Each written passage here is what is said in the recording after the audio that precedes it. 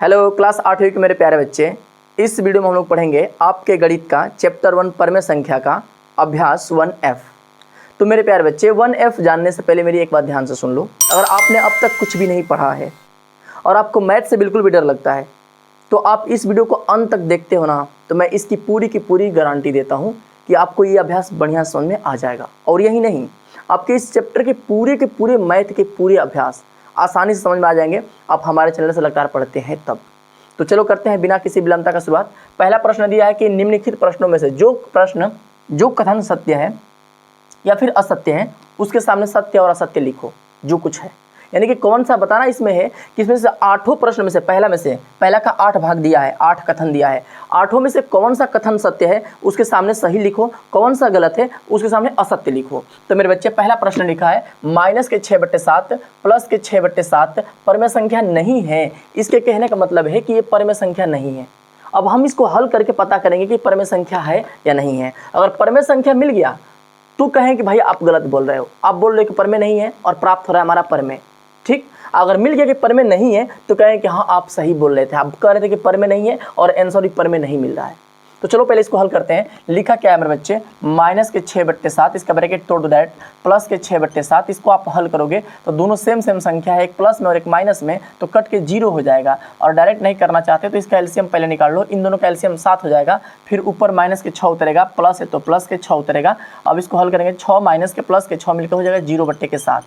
0/7 हमारा जो बनता है बच्चे, यह एक परमेय संख्या होता है। आपको नियम याद होगा कि कोई भी संख्या दे दे उसके बस नीचे बटे में 0 नहीं होना चाहिए, बटे में 0 नहीं होना चाहिए। ऊपर कुछ भी है तो चलेगा, ऊपर अगर 0 है तो भी परमेय संख्या है, ऊपर माइनस में है, नीचे प्लस में है तो भी परमेय संख्या है। बस कंडीशन क्या होना चाहिए परमेय नहीं होने के लिए, बस नीचे 0 नहीं होना चाहिए। और बाकी कुछ करड़ी वाले कंडीशन होते हैं वो अलग चीज़ें हो गई। ठीक है बच्चे, तो बस ये समझो कि नीचे 0 नहीं होना चाहिए। और यहाँ पर तो आ रहा है 0/7, नीचे तो हमारा 0 नहीं है, ऊपर 0 है, यानी कि यह परमेय संख्या होगा भाई। नीचे 0 नहीं है ना, नीचे कोई अंक दे रहा है ना, परमेय संख्या होगा। और ये बोल रहा है कि परमेय संख्या नहीं, ये बोल रहा है कि नहीं, और हम लोग प्राप्त कर रहे हैं कि है, हम लोग प्राप्त कर रहे हैं कि है, और ये कह रहा है कि नहीं। इसका मतलब ये है कि ये गलत बोल दिया, ये साफ साफ गलत बोल दिया। जो चीज़ें हो रहा है उसको बोल रहा है कि नहीं हो रहा है, और नहीं हो रहा है इसका मतलब ये क्या बोल रहा है, ये गलत बोल रहा है। गलत तो क्या बोलते हैं, असत्य बोलते हैं। ये कथन हमारा क्या हुआ बउआ, असत्य हो गया। ठीक है ना, ये कथन हमारा असत्य हो गया।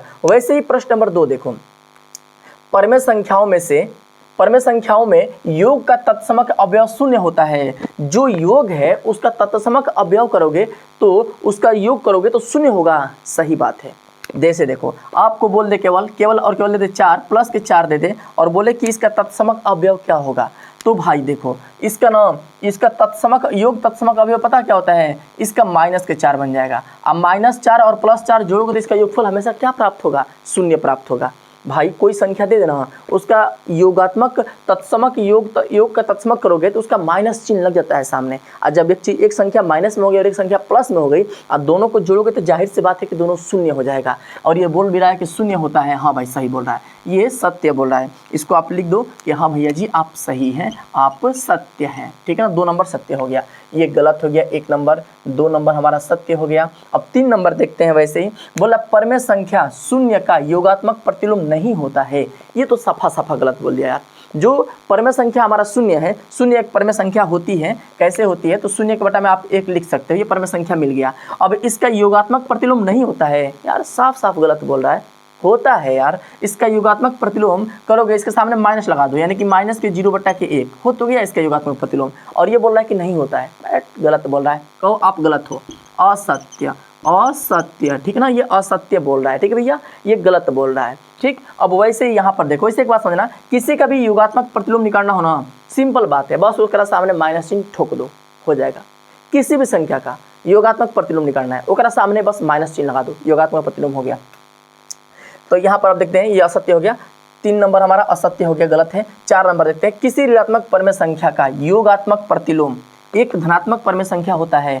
हाँ भाई सही है। कोई संख्या अगर ऋण में दिया, जैसे मान लो कि ऋण में 4 दे दिया, अब इसका योगात्मक प्रतिलोम करोगे तो इसके सामने चिन्ह का लगेगा माइनस। मैंने पहले ही बोला था कि किसी का भी योगात्मक प्रतिलोम निकालना हो, यहाँ पर लिख देता हूँ मैं, यहाँ पर लिख देता हूँ योगात्मक, ध्यान समझना बच्चे, योगात्मक। ठीक है ना, घबरा के भगो मत, पूरा थ्योरी आराम समझो। देखो घबरा के जल्दी से भाग जाओगे, बस सोचो कि मास्टर आप सही गलत भर के जल्दी से भगाइए वीडियो, हमको बस आंसर देखना है, तो भाई आप जा सकते हो। ये वीडियो आपके लिए नहीं है, ये वीडियो उन बच्चों के लिए है जिनको रियली में ज्ञान की जरूरत है, जिनको रियली में ज्ञान सीखने की जरूरत है, वो लोग पढ़ें बस, ठीक है ना। जिनको बस आंसर चाहिए भाई, उनके लिए मैं पहले बोल रहा हूँ, ये वीडियो मैं विस्तार से पढ़ाऊंगा। मुझे ये तनिक भी पसंद नहीं है कि मैं जल्दी शॉर्टकट में वीडियो को उड़ाऊँ।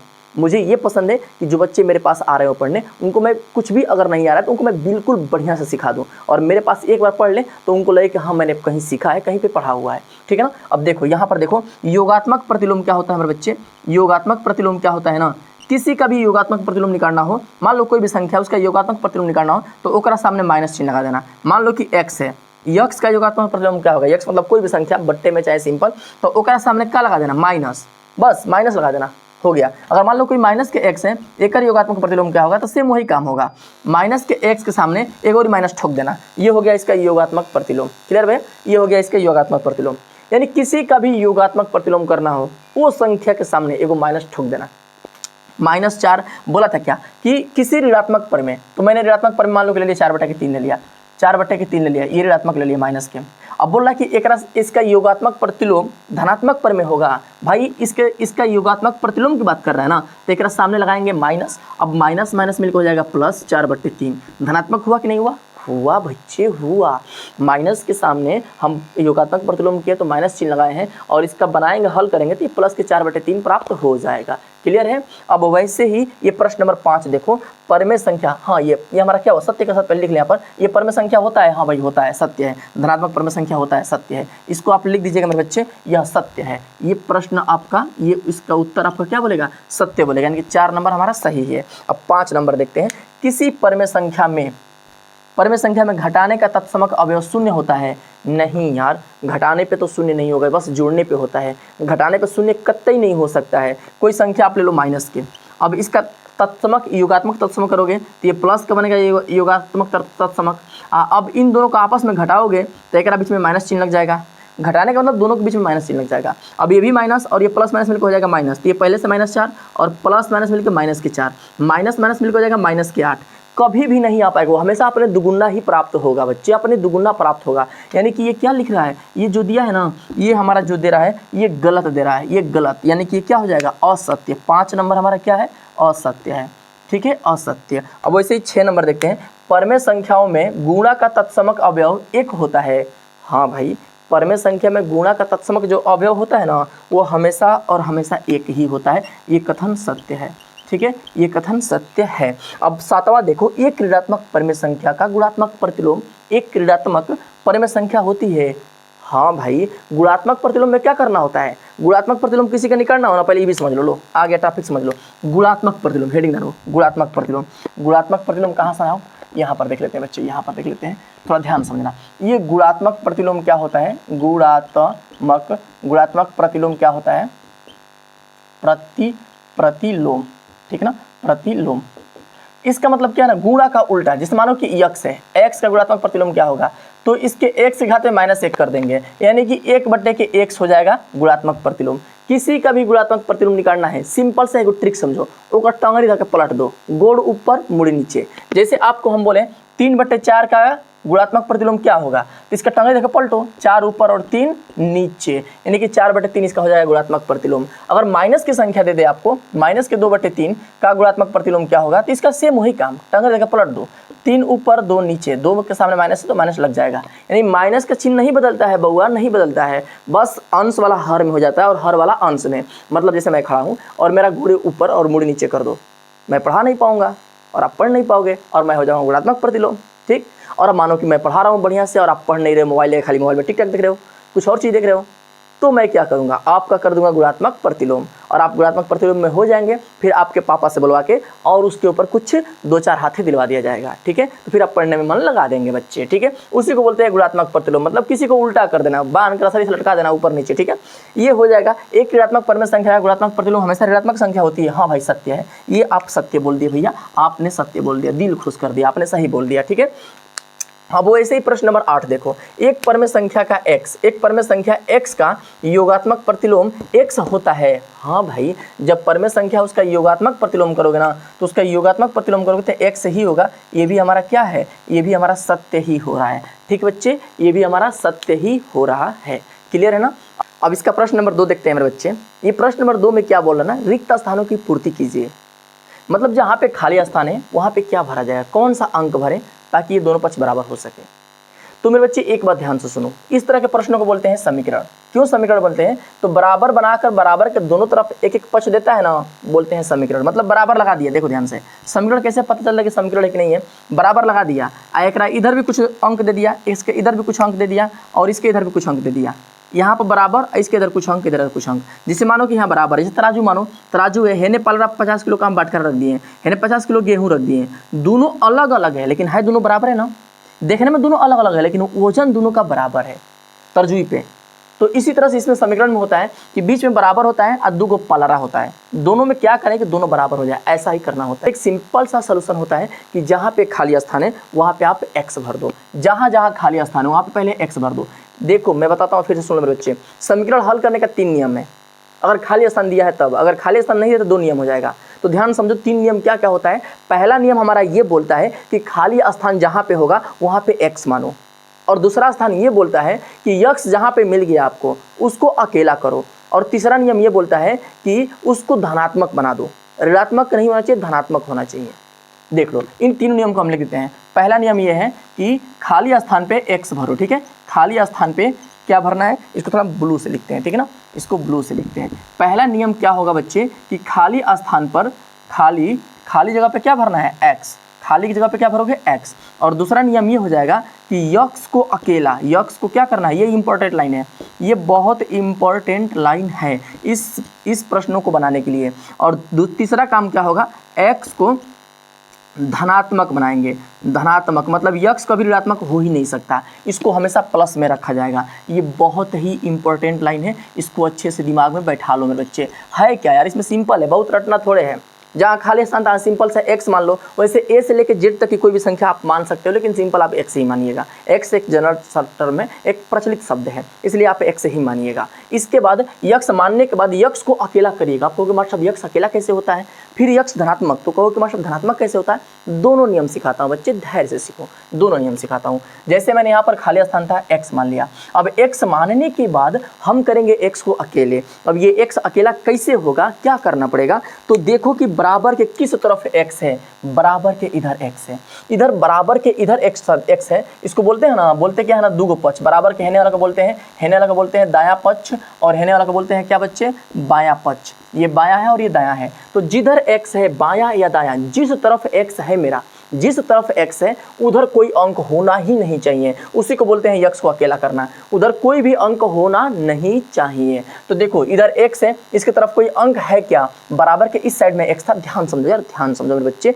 मुझे पता है आप थोड़ा घबरा रहे हो, वीडियो लंबा जा रहा है घबरा रहे हो, लेकिन घबराओ नहीं। एक बार वीडियो लंबा जाएगा लेकिन लाइफ टाइम के लिए आप सीख जाओगे, और एक बार शॉर्टकट सीखोगे तो लाइफ टाइम फंसते रह जाओगे, इसलिए ध्यान से सीखो, ठीक है। x की तरफ इधर ये हमारा है, यह है हमारा क्या बच्चे, -5/12। जिधर x था उधर एक संख्या आ गया -5/12, इसको इधर रखना ही नहीं है, इसको उठा के उधर भेज देंगे। अब कैसे भेजेंगे, तो यक्स आपका वैसे ही रह जाएगा, यक्स आपका वैसे रहेगा, इसके साथ कोई छेड़छाड़ नहीं होगा। अब बच गया बराबर और बच गया -5/12। इसको छोड़ देंगे, जिसको भेजना है ना उसको छोड़ देंगे, बाकी सब हमारा वैसे ही उतर जाएगा, बाकी सब वैसे उतर जाएगा, बस जिसको भेजना है उसको नहीं लिखेंगे। अब क्या करेंगे, इसको पीछे से लगा देंगे, क्या है -5/12 है ना, पीछे से जाएगा, पीछे जाके अंतिम में जाके लग जाएगा +5/12। नियम ये बोलता है कोई संख्या इधर प्लस में है, उधर गया तो क्या बनेगा माइनस में, कोई संख्या इधर माइनस है, उधर गया तो क्या बन जाएगा प्लस, कोई संख्या इधर गुणा है, उधर गया तो भागा में, कोई संख्या इधर भागा है, उधर गया तो क्या हो जाएगा गुणा में। ये नियम आप याद रखिएगा। तो वैसे ही यहाँ पर ये -5/12 था, ये माइनस था,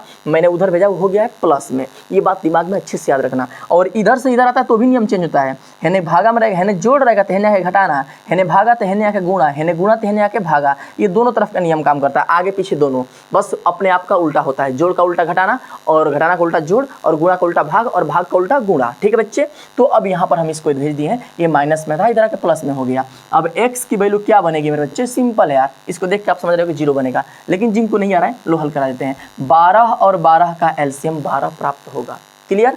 अब 12 का 12 का एलसीएम 12 मिल गया, दोनों का हर समान होता है तो ऊपर वाले अंक अपने चिन्ह के साथ उतार दिए जाते हैं। अब यहाँ पर क्या मिलेगा, माइनस प्लस मिलकर हो जाएगा माइनस, यानी कि 5 में से 5 गया 0/12 आपका मिल गया आंसर, यानी कि 0 में 12 से भाग देने पे 0 मिल जाएगा, यानी कि x के जगह पे मेरे बच्चे आप 0 भर दो या 0/12 भर दो, दोनों आंसर सही हो रहा है। ठीक है बच्चे, दोनों आंसर सही हो रहा है, ठीक है ना, दोनों आंसर सही हो रहा है। ठीक है, ठीक है बच्चे, क्लियर है। अब देखो अगला हम देखते हैं यहाँ प्रश्न नंबर 2, अगला देखते हैं यहाँ पे क्या, प्रश्न नंबर 2 देखते हैं। ठीक है, अब यहाँ पर भी क्या है, खाली स्थान है, इस खाली स्थान पे क्या भरेंगे हम, इस खाली स्थान पे क्या भरेंगे बच्चे, x भरेंगे। x भरने के बाद सेम वही काम किया जाएगा कि जिधर के तरफ x है उधर के तरफ कोई संख्या नहीं होनी चाहिए। तो इधर की तरफ है मेरा क्या, -4/5, इसको उठा के हम उधर भेजेंगे। तो उधर भेजने से पहले आप इन सभी को उतार लो, इन सभी को उतार लो, ये माइनस के x उतर जाएगा आपका, ये माइनस के x उतर जाएगा, इसके सामने का चिन्ह हमेशा उतरेगा, घबराइएगा मत,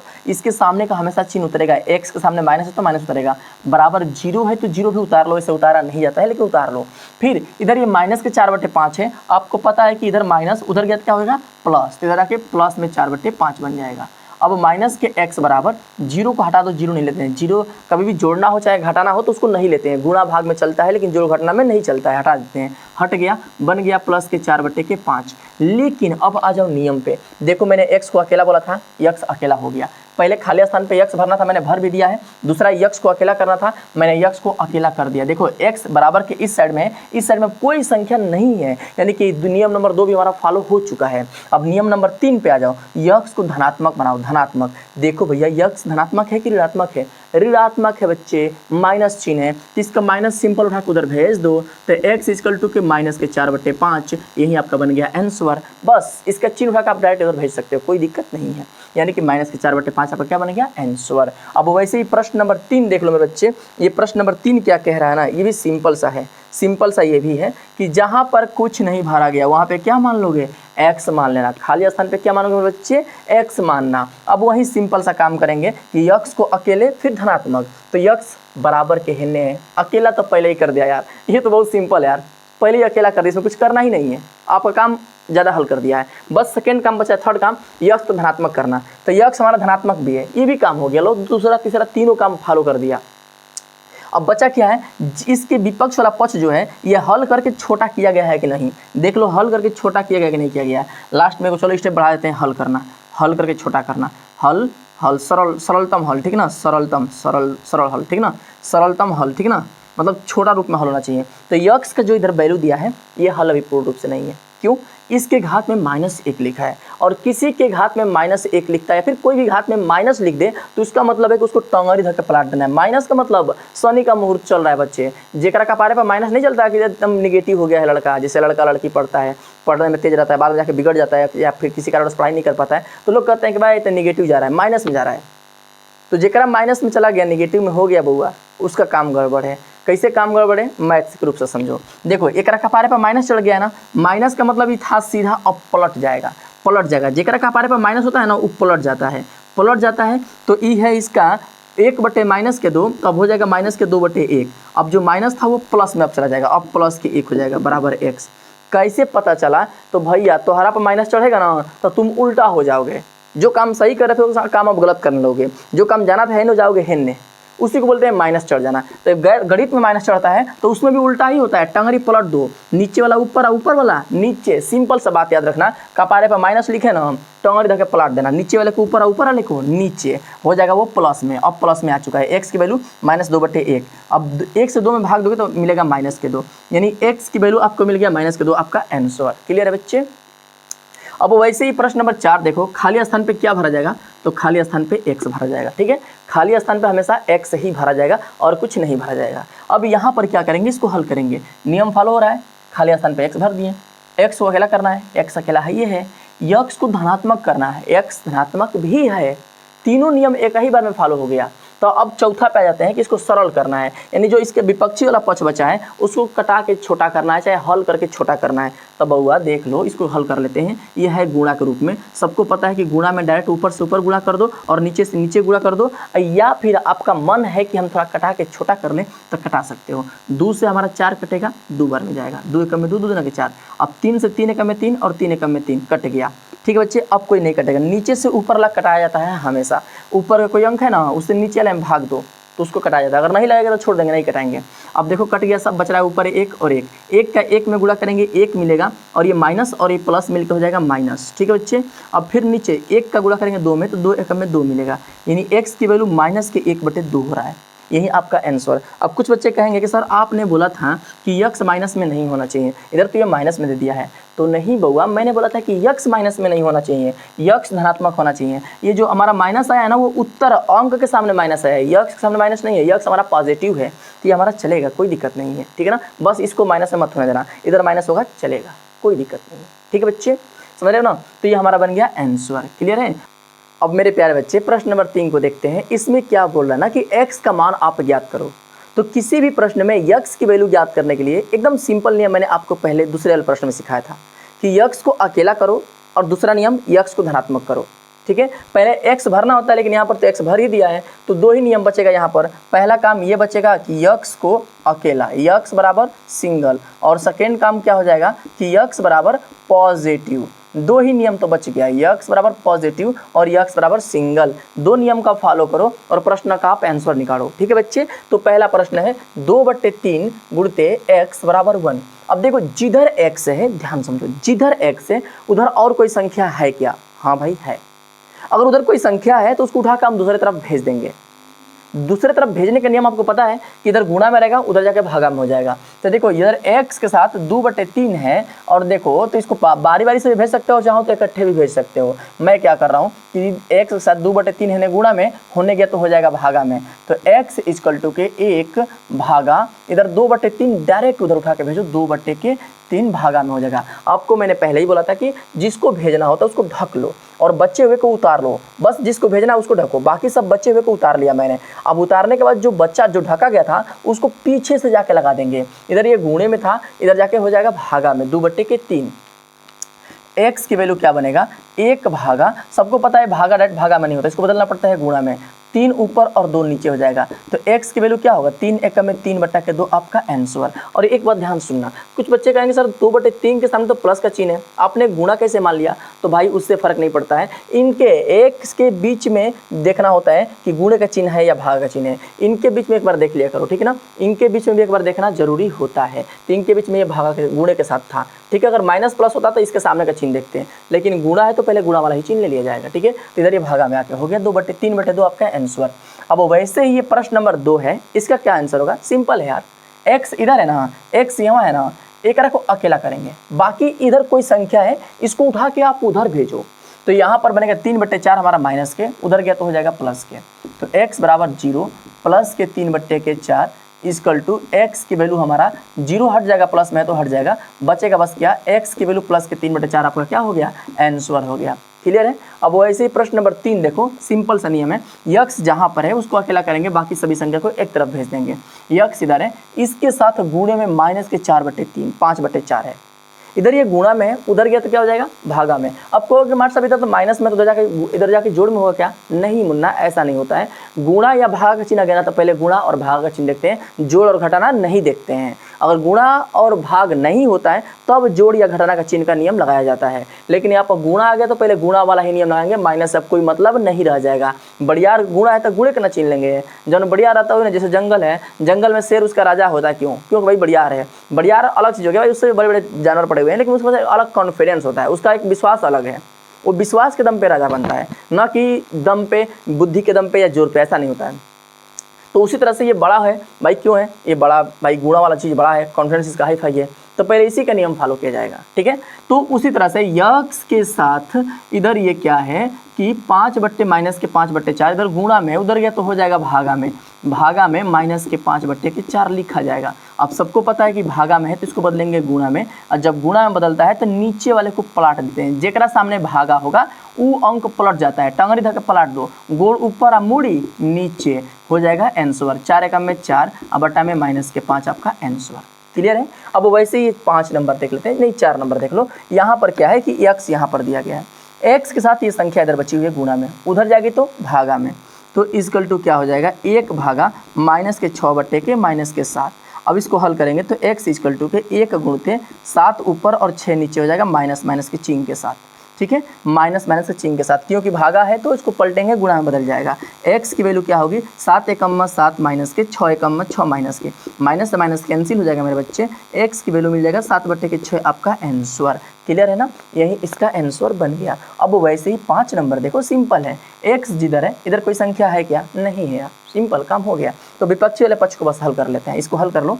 करेंगे क्या, इसको हल करेंगे तो हल करने के लिए देखो कट रहा है तो कटा दो, गुणे में तो 4 से 4 कैंसिल, 5 से 5 कैंसिल, एक एकम में 1, तो 1 माइनस के 1/1। देखो माइनस 2 बार है ना, माइनस 2 बार है ना, आपको नियम सिखाते आता रहे, माइनस अगर 2 बार होता है तो उसको प्लस में ही लिखते हैं, प्लस के 1 हो जाएगा, 1 में 1 से भाग देने पर 1, अब माइनस माइनस में लिखा हो जाएगा प्लस। एक नियम सिखाया है मुझे याद है, आप लोग को याद होना चाहिए कि मैं सिखाया था पिछले वीडियो में कि अगर माइनस की संख्या अगर सम बार आती है तो उत्तर के सामने प्लस लगेगा। सम का मतलब 2 4 6 8 बार आता है, माइनस की संख्या कुल गिन लो, अगर गिनने पे 2 4 6 8 10 बार आता है तो प्लस उसके सब कुछ चिन्ह हटा के खाली एक चिन्ह लगा देना प्लस का। अगर ये सब खूब ढेर को चिन्ह लगाया है माइनस का, वो गिनने पे एक बार आता है, चाहे 3 बार, चाहे 5 बार, चाहे 7 बार, मतलब विषम बार आता है, तो कुल चिन्ह हटा के खाली माइनस लगा देना। ठीक है, ये नियम याद रखना। तो यहाँ पर गिने तो 2 बार आया है ना, तो इसे प्लस लगा दिए, x की वैल्यू प्लस के 1 आ गया। ठीक है, अब ये 6 नंबर का प्रश्न देखो मेरे बच्चे, यहाँ पर क्या है, माइनस के 7/6 और प्लस के 7/6 बराबर x, जिधर x है वो सिंगल है। तो बची हुई संख्या को हल करेंगे तो 6 और 6 कैल्शियम 6 बनेगा, और इससे उतारेंगे भाग देंगे 6 में 6 से, तो 1 बढ़ जाएगा, 1 से गुणा करेंगे 7 में, माइनस के 7 प्लस के 7 बराबर हो जाएगा x। अब माइनस प्लस 7 मिलकर हो जाएगा, माइनस 7 में से प्लस 7 जाएगा, हो जाएगा 0/6, 0/6 आपका क्या बन जाएगा आंसर, यानी कि x की वैल्यू 0/6 हो गया, या फिर 0 में 6 से भाग दोगे तो इसकी वैल्यू 0 होती है। ठीक है बच्चे, 0 होती है, तो आप डायरेक्ट लिख सकते हो कि x बराबर 0, आपका दोनों आंसर सही है, कोई दिक्कत नहीं है। ठीक है बच्चे, आप ये भी मारो तो भी सही है और ये भी मारो तो भी सही होगा। ठीक है बच्चे, अब मुझे उम्मीद है कि 6 प्रश्न आपको बहुत अच्छे से समझ में आ गया होगा, क्लियर कट हो गया होगा मेरे प्यारे बच्चे। ये प्रश्न नंबर 4 जो दिया है ना, इसमें ये पूछा जा रहा है कि जो भी कोई प्रश्न दिया है इसका योगात्मक प्रतिलोम क्या होगा। तो एक बात ध्यान से सुनो, किसी का भी योगात्मक प्रतिलोम पूछता है तो सिंपल सा जो भी कोई प्रश्न दिया है उसको सामने माइनस ठोक दो, बस आंसर। नियम ये होता है कि मानो जैसे योग x का योगात्मक प्रतिलोम निकालना है, नियम ध्यान समझना है। नियम क्या होता है, किसी का भी योगात्मक प्रतिलोम निकालना हो तो मान लो कि वो क्या सामने माइनस ठोक देंगे। जैसे मानो कि यक्स है, यक्स का योगात्मक प्रतिलोम क्या होगा, तो यक्स के सामने माइनस ठोक देना, बस माइनस लगा दो आंसर। जैसे आपके सामने देखो आंसर, एग्जाम्पल देखो, 1/2 का योगात्मक प्रतिलोम क्या होगा, 1/2 उतारिएगा, माइनस ठोक दीजिएगा, माइनस 1/2 आंसर। आसान है कि नहीं यार, देख रहे हो ना, बिल्कुल आसान है बच्चे, बिल्कुल आसान है।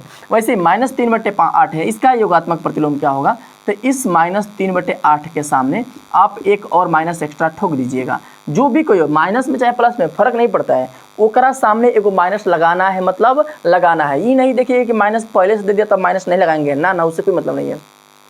जैसे मानो कि 10 लोग हैं, मान लो कि कोनो क्लास है, 5 बच्चे बैठे हैं, हम सबको क्या कर रहे हैं कि रसमलाई बांट रहे हैं, रसमलाई सबको खिला रहे हैं। अगर 5 बच्चों को रसमलाई खिलाना है, उसमें से किसी एक का दुकान है रसमलाई का, तो हम 4 को खिलाएंगे और एक को नहीं खिलाएंगे, कहेंगे तुम्हारा दुकान है तुम जाओ नहीं खाओगे। नहीं भाई, वहाँ पे सबको खिलाना पड़ेगा, भले ही उसका दुकान है बाहर में जाए, उससे मतलब नहीं है।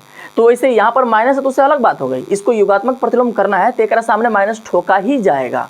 तो माइनस और माइनस मिलकर क्या हो जाएगा, प्लस के 3/8 आंसर। अब वैसे ही 0 का योगात्मक प्रतिलोम क्या होगा, तो 0 के सामने माइनस ठोक दो, और 0 के सामने माइनस लगाओ चाहे प्लस लगाओ, वो हमेशा न्यूट्रल होता है। 0 ना माइनस होता है ना प्लस होता है, न्यूट्रल होता है बच्चे, तो 0 ही हो जाएगा। ठीक है, अब वैसे ही माइनस के 4/-7 का योगात्मक प्रतिलोम क्या होगा मेरे बच्चे, तो इसको हम क्या करेंगे, एक सामने बरियाई से वो माइनस ठोक देंगे, बस हो गया आंसर। अब देखो 4/7 हो जाएगा, माइनस से माइनस कैंसिल, एक माइनस बच जाएगा, यानी कि माइनस के 4/7 आपका आंसर। कुछ बच्चे कहोगे कि सर ये कैसे कर दिए हो, गिनती वाला सिखाओ ना, तो गिनती गिनिए ना मेरे बच्चे, गिनती गिनिए। माइनस को बार है, 1 बार 2 बार 3 बार, 3 बार माइनस आ रहा है ना, तो मैंने क्या बोला था कि माइनस की संख्या मतलब माइनस को गिनने पर अगर विषम आता है, विषम का मतलब 1 3 5 7 आता है, तो चिन्ह उत्तर के सामने विषम आता है तो उत्तर के सामने क्या चिन्ह लगेगा, उत्तर के सामने माइनस लगा दीजिएगा, ठीक ना। उत्तर जो होगा ओकरा सामने माइनस का चिन्ह ठोक दीजिएगा। अगर वहीं माइनस की जो संख्या है मेरे बच्चे वह सम बार आती है, मतलब 2 4 6 8 10 आती है, 2 4 6 बार 2 बार आ गया, चाहे 4 बार, चाहे 6 बार, चाहे 8 बार आ गया, तो उत्तर के सामने पता है क्या लगेगा, उत्तर के सामने प्लस लगा देना, बस वही तो नियम फॉलो किया हो। 3 बार आया है ना तो माइनस लगेगा। क्लियर है मेरे प्यारे बच्चे। अब हम लोग आ चुके हैं इस अभ्यास के अंतिम प्रश्न नंबर 5 पे। ये 5वां प्रश्न क्या बोल रहा है कि इन निम्नलिखित प्रश्नों का आप गुणात्मक प्रतिलोम प्राप्त करो। यानी कि गुणात्मक प्रतिलोम क्या होगा, ध्यान समझो। गुणात्मक प्रतिलोम क्या होता है, गुणात्मक मतलब गुणा और प्रतिलोम मतलब होता है उल्टा। प्रतिलोम मतलब क्या होता है, उल्टा। तो गुणा का उल्टा क्या होता है पता है, गुणा का उल्टा क्या होगा, भाग होगा। क्या होगा बच्चे, भागा होगा। और सबको पता है कि कोई संख्या भागा में होती है ना तो उसको पलाटा जाता है, भागा कभी डायरेक्ट भागा में नहीं होता है, तो उसको पलाट दिया जाता है, नीचे वाले को ऊपर और ऊपर वाले को नीचे। तो देख लो इसका नियम समझो। जैसे आपसे पूछे कि यक्स का गुणात्मक प्रतिलोम क्या होगा, तो यक्स के कपार पे -1 लगा देना। कहोगे सर -1 क्यों, क्योंकि गुणा का उल्टा करना है। और किसी का उल्टा करना हो तो आपको बताया था ना कि जब आपका बुद्धि भ्रष्ट होगा तो आपके कपार पर माइनस चढ़ जाएगा, तो वैसे यक्स के कपार पर माइनस चढ़ा देना, इसका बुद्धि उल्टा हो गया है। अब माइनस का मतलब ये होता है कि उसको पलाट के लिखना है 1 में, जैसे यक्स के हर में कुछ नहीं तो 1 मान लेंगे। अब 1/x लिखेंगे, ये बन जाएगा धनात्मक, इसका माइनस चिन्ह हट जाएगा। यही होता है गुणात्मक प्रतिलोम। मतलब सिंपल समझो, x का गुणात्मक प्रतिलोम क्या लिखे हैं हम, 1/x लिखे हैं ना। तो क्या हो रहा है, इसका हर कुछ नहीं था 1 माना था और इसको पलाट दिया हूँ, 1 को ऊपर और x को नीचे कर दिया हूँ, हो गया है गुणात्मक प्रतिलोम। वैसे ही 8/13 है, इसका गुणात्मक प्रतिलोम क्या होगा मेरे बच्चे, सिंपल है, पलाट दो, 13 ऊपर और 8 नीचे, आंसर। भाई आंसर हो गया, आसान है। 13 को ऊपर और 8 को नीचे कर दो, आंसर। देख रहे हो, कुछ बच्चे कहेंगे सर इसका विस्तार में कराओ, लो विस्तार देख लो। 8/13 है ना, 1 रखा बारे पर -1 लिखो, -1 लिख दिए। अब इसको फिर पलाटो, 13/8 आंसर। देख रहे हो, वही तो बात बना, वही बात बना 13 आंसर। अब -6/19 है, इसका क्या होगा, तो 19/-6 आंसर। 17/16 है, इसका क्या बनेगा, -16/17 आंसर। अब -9 है, इसका क्या होगा, तो अब बच्चे कन्फ्यूजन, सर इसको कैसे पलटें। बहुआ कुछ नहीं तो 1 मान लो, जिसका हर कुछ नहीं उसका 1 माना जाता है। अब इसको पलाटेंगे तो 1/-9 प्राप्त होगा। 17 का कुछ नहीं है, 1 मान लो, 1/17 आपका आंसर हो जाएगा। अब इसके में थोड़ा सा अलग हो गया, ये तो डायरेक्ट नहीं पलटोगा, उसने किसको पलटे भैया, डायरेक्ट नहीं पलटो। प्रश्न अगर दे दे बड़ा वाला, एक लाइन में आंसर ना हो, तो पहले उसको हल करके ही योगात्मक प्रतिलोम या फिर गुणात्मक प्रतिलोम निकाला जाता है। पहले आप मतलब करिएगा, पहले उसको हल करिएगा फिर निकालिएगा। तो पहले इसको हल करेंगे, 2 से कटाएंगे, 2 एक में 2, 2 से 2 दूना के 4। अब ये कट गया, अब यहाँ पर 9 है, 9 3 से कट सकता है, नीचे कोई 3 से नहीं कट सकता है, तो यानी कि बन जाएगा क्या, 9 एकम में 9 और बटा में 5 दूना के 10, यानी कि 9/10 बन गया। इसका योगात्मक प्रतिलोम क्या होगा, गुणात्मक प्रतिलोम, तो 10/9 आपका क्या बन गया, आंसर। क्लियर बच्चे, यही इसका आंसर हो गया है। मुझे उम्मीद है कि आपको बहुत अच्छे से समझ में आ चुका होगा। अब मेरे प्यारे बच्चे ध्यान से मेरी बात सुन लो, अगर आप लोग अब तक मेरे चैनल को सब्सक्राइब नहीं किए हो तो आराम से प्यार से सब्सक्राइब कर दो और अपने दोस्तों को वीडियो शेयर कर दो, और अंत में लाइक करके कमेंट करना तो बिल्कुल भी ना भूलो कि आपको इस वीडियो को पढ़ के या हमारे से पढ़ के कितना चीज़ें अच्छे से समझ में आई, क्या क्या चीज़ें ग्रो हो पाई आप। और आपके प्रत्येक चैप्टर के प्रत्येक अभ्यास का मैं वीडियो अपलोड कर दिया हूँ, आराम से जाके चैनल खोल के इसका प्लेलिस्ट खोल के देख सकते हो बच्चे।